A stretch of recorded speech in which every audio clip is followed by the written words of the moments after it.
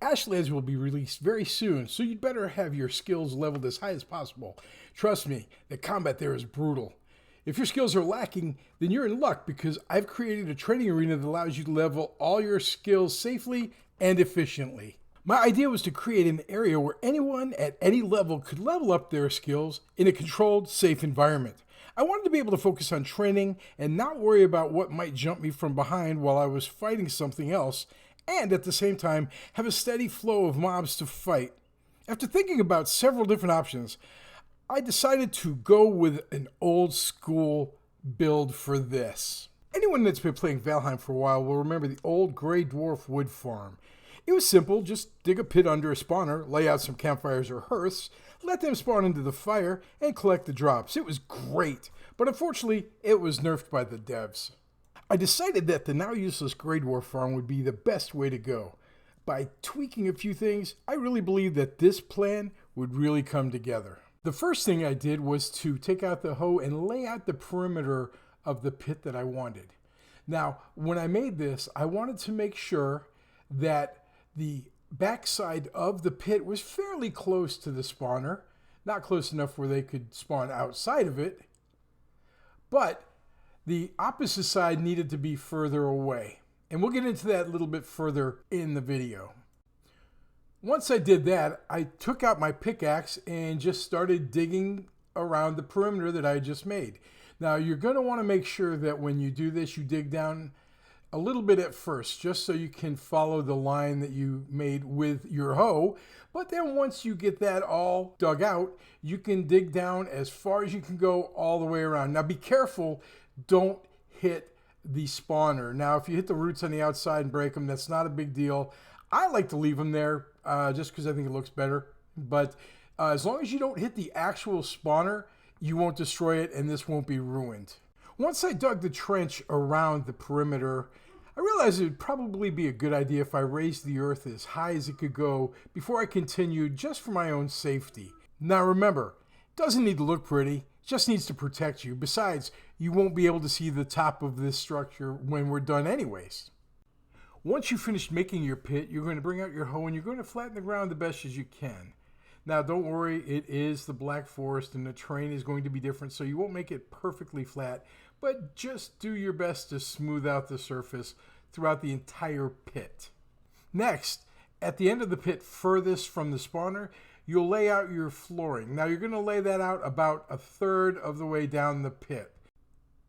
Once you've finished your flooring, you're going to go to the edge of it and you are going to raise the ground just a little bit, just enough to make a wall, a barrier that will keep the Grey Dwarfs in their little arena and keep them contained. It doesn't have to look pretty at first. You'll go back and clean that up, don't worry. When you finish that wall, what you'll do is come about 2 meters out from the side wall, running parallel to that wall, you're going to build another wall. Now, it doesn't have to look pretty. You're just going to build it out as far down as you want. And you will come back and use your pickaxe to clear that up. This is the area that you're building. It has to be high enough for the dwarves not to be able to see you, because this will be where you can level your sneak skill very safely. Once you've created your barrier and you're happy with it, what you're going to do now is lay out a floor. Now you can make this any way you want. I started off with stone and eventually later on I changed it over to black marble. And the reason being is it will get hit by the Grey Dwarfs that throw stones. It will get slightly damaged and you'll have to repair it, but the black marble seems to handle damage a lot better. So all I did was make this little platform up here.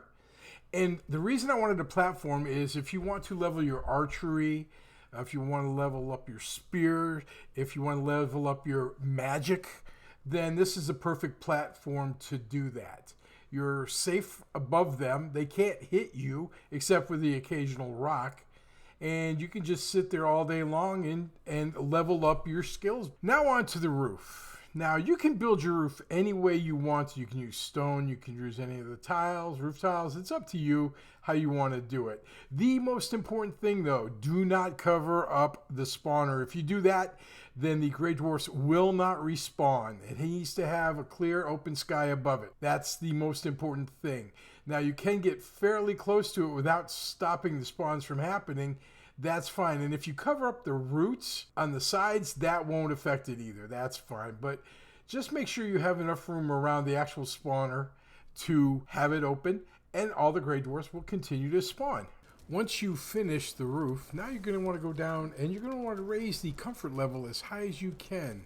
That will give you a much longer rested bonus, which will allow you to fight and train longer without having to worry about running out of stamina. You start with a hearth, build a nice big fireplace. As large as that is, you won't have to worry about the fire being put out because of the smoke. It will go up high enough and just vanish into the wall. You're also going to want to have a crafting area built so you can repair your items while you're there, and you don't have to stop very long to get them repaired. You can go right back to business. Make sure you have all the crafting benches you need for all the weapons you're going to use, which would be the forge, the black forge, and of course the workbench. Now all that's left to do is get in there and start leveling up those skills. You want to level up your melee weapon, choose whatever one you want. You can raise it up, swords, clubs, whatever. You want to level up your blocking, have your shield out, and just stand there and block all the hits. It'll go up faster than you can imagine. Want to level your bow and magic skills? Just use the platform you made earlier, and you'll be able to do that safely and efficiently. On a side note, it was pointed out to me by my good friend and community member Fayan that I may have brought back accidentally the Grey Dwarf farm. It was dead and buried, but you can now farm just like you used to, getting unlimited wood, resin, all the things you used to get. All you have to do is level up your blood magic skill. You pop a couple archers up there, let them shoot, and then you're done. You can just let that go. All you do is just let it run while you go to work, go to school, go to the store, spend time with your family, your kids, go out. Whatever you want to do, just let it run constantly. They won't despawn. They won't stop. They'll just keep killing. You'll keep gaining skills in your blood magic, which will be very beneficial when it comes to Ashlands, by the way. And look at all those materials you'll be able to farm. It's like the good old days without worrying about repairing the hearths or the campfires you put down. And there you go. You can level up your skills and get ready to jump into Ashlands when it goes live. If this video helped you, then please hit that thumbs up so the algorithm will spread it out there for other people. Maybe it'll help them as well. I appreciate you watching the video. Thank you for your time, and I'll catch you in the next one.